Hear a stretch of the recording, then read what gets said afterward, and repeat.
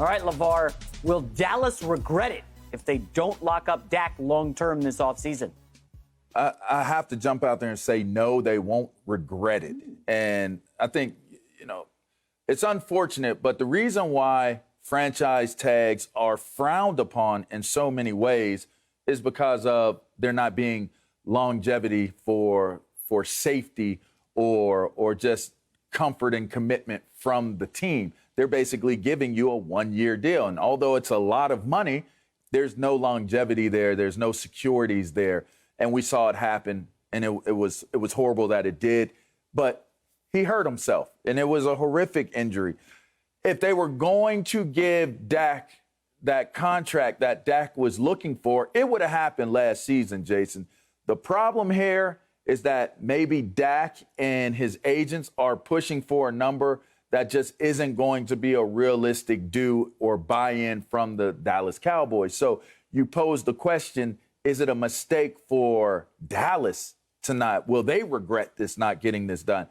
Whereas I look at this as, what is that sweet spot? What is that number that you can get to gain that longevity, knowing that you played your cards, you played your hands, and you lost by getting injured?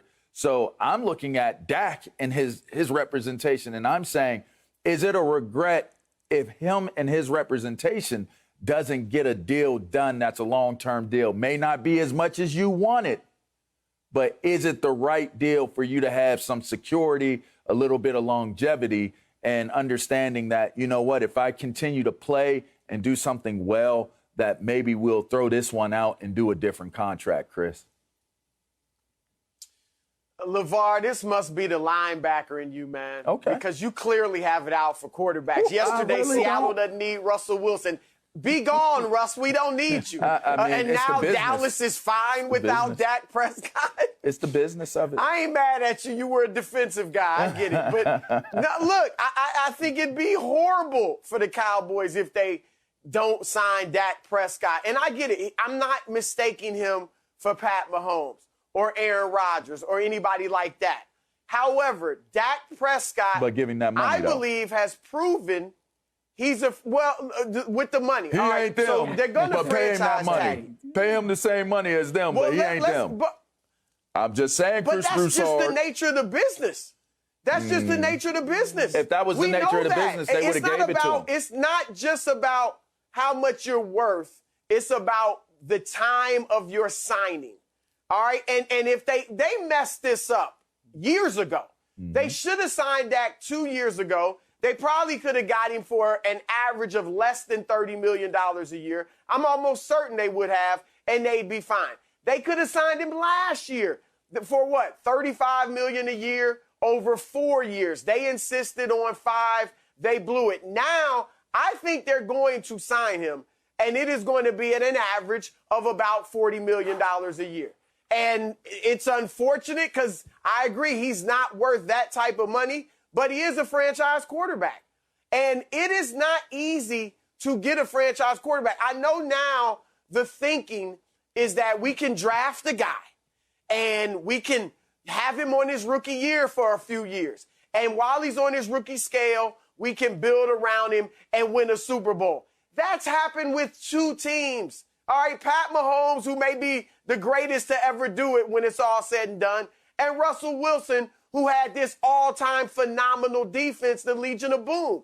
Otherwise, name the young quarterback who won the Super Bowl recently in his rookie scale. So that's a fallacy. Franchise quarterbacks don't grow on trees. Even when young guys do start off well, Jared Goff, Carson Wentz, we don't know if they're going to remain there. I've got to see it for 4 years or so, and I've seen it with Dak. Dak Prescott, through his first 4 years, had more wins than any more wins than any quarterback, LaVar. Broussard. Not named Tom Brady or Russell Wilson. Have you had your brain coffee yet, Broussard? Because your brain is sleep on that statement right there. Your brain is sleep, player.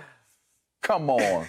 Come on. You're talking feelings. You don't mean that. All right, You're let me jump in here, feelings. Chris. Listen. I'm talking facts. All right, so Chris is kind of right, LaVar. We have to give him credit. Dallas did screw this up, right? We all agree that Jerry could have got this done a couple years ago. But, Chris, LaVar is onto something here. There is the option where you say, you know what?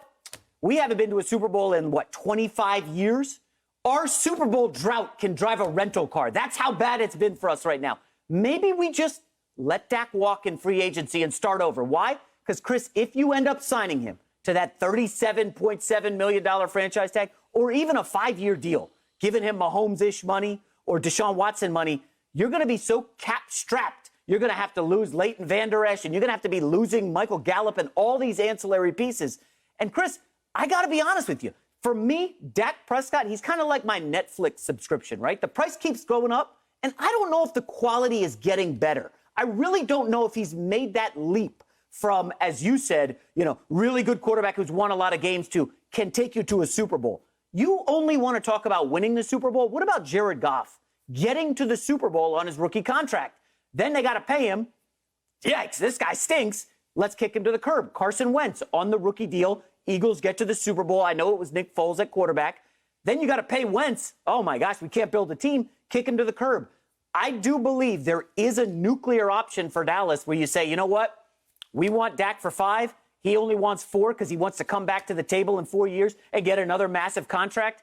I think we just part ways now. We punt, and we got to hit the reset button because, guys, this is not a Super Bowl team. LaVar, you'd agree with me. They ain't winning the Super Bowl next year with Dak Prescott. And that's the reason why Goff and Wentz got paid. You will admit that, right, Broussard? I mean, let's be clear here. They got paid because their teams made it to the Super Bowl, yes?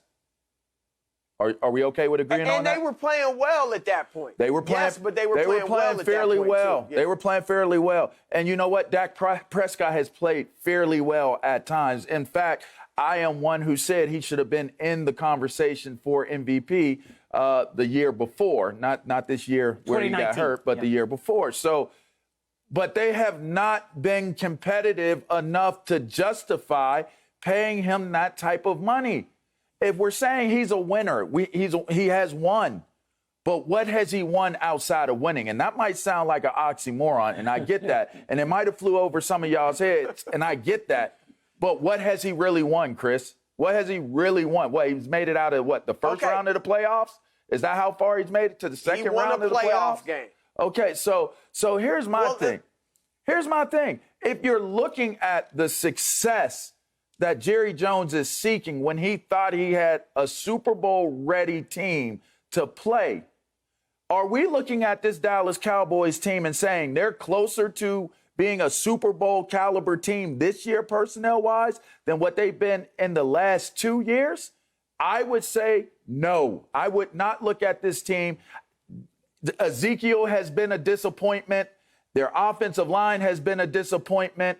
Their receiving core, far and wide, if you're looking at what you projected them to be, has been a disappointment. Their defense has been a disappointment. Their coaching staffs have been a disappointment. Let me think about it. Their whole entire team has been a disappointment. So why are you going to take and make an investment where if you franchise tag him, it's 37. He wanted somewhere around 38, 39, close to 40. Why are you going to pay him that in a franchise tag or pay him that in annual payout fees, signing bonuses, when you don't have a Super Bowl contending team? And I think it's hard to justify calling him a franchise quarterback today. I think he has franchise potential. I think as a face, he represents being a franchise quarterback. But in terms of results, I can't go there and put the franchise tag on him as a quarterback. Well, some people falsely, obviously, picked Dallas to reach the Super Bowl this year. Every year. And the year before. Every year. We know they have talent. The offensive line should get better as it gets healthy. That receiving core is still pretty good. I'm with you. Zeke has been disappointing. Maybe he'll have a bounce back year, maybe he won't. I still got Tony Pollard.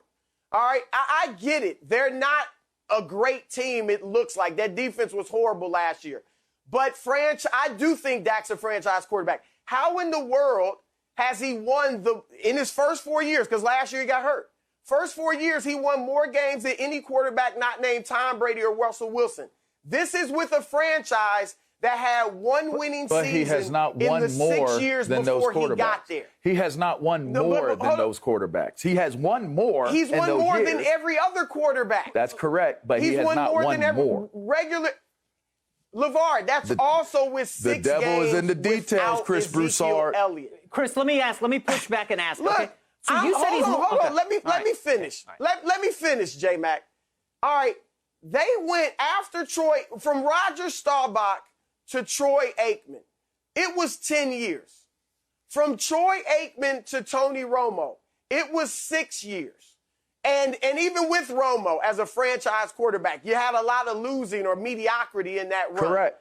My point is, when you have a guy that has the intangibles, I think you might admit that, he's got the intangibles of a franchise quarterback. Yes. He's a leader. Yes. He gets the trust and respect of his players in the locker Correct. room. He's high character. Yes. And over the past few years, he has shown he can throw the football. Early on, I think he was a game manager who could make plays. Now he's shown you he can actually throw the football well. He's improved in his accuracy, obviously his yards per game and things like that. Look, I get it. I'm not saying he's Pat Mahomes, but I am saying that he's a franchise quarterback, and to get any franchise quarterback, it's going to cost you, and the cost is going up. 2 years ago, I didn't think Dak was worth $30 million. I'd gladly take him at $30 million right now. Yeah. So, Chris, you got to look forward. They were willing to pay $30 million. Unless you drafted a Trevor Lawrence. They were willing to pay him $30 million this year. They were willing to give him that $30 million annually. This year, LaVar, but not Chris 2 keeps years talking ago. about quarterback wins. I personally hate that as a stat, but since you're obsessed with it, okay? Quarterback wins. It's easy when you're, a mid-round draft choice, making under the quarterback minimum, a couple $100,000. You can pay the offensive line. You can pay the trenches. You can build out cornerbacks. You can have an awesome roster when your quarterback's on the cheap. That's how they won all those games with game manager Dak. Now you got to pay him $37 million. You don't have the offensive line depth. They had to restructure 3 of their best guys in the trenches, DeMarcus Lawrence, Zach Martin, the left tackle, last year. And then all of them got hurt. And then there's 0 depth. So now you got to up the ante to pay Dak. Chris, you can't build a roster to even win the division if you're paying Dak top dollar. Would you envision the idea of, that hey, division man, you could. Why don't you just say, you know what, Dak, we like you a lot. We can't come to a deal. Thank you for your service, and let him hit the market. Because, Chris, I think LaVar and I are on lockstep here. I don't think anyone around the league is going to pony up $37 million a year for Dak Prescott. No one. They might not pony up 37, but they'll pony up over 30. I tell you that. He'll get paid. But see, Chicago, one of these teams out there that needs a quarterback, they'll go for it. we can agree on that. Believe you me. But Dallas is willing to give him over 30. Yes. See, that's not. So the point, you're right. You make the point. We're not going to 40. And you see, I have on my Dallas colors, and I am not a Dallas fan, by the way. And I did not mean to say we. Dallas will probably give him somewhere, I would assume, I don't want to spend their money, 35, 34. They're going to give him a nice number. The number that Dak Prescott's representation is trying to leverage and get, they are playing a very dangerous game of chicken. And when you play chicken, and it's as dangerous as it is for Dak Prescott and his representation, them chickens be smashed on the road. They don't be walking back.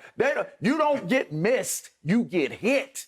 And they need to make sure that they're aware of the fact. And Dak, they work for you.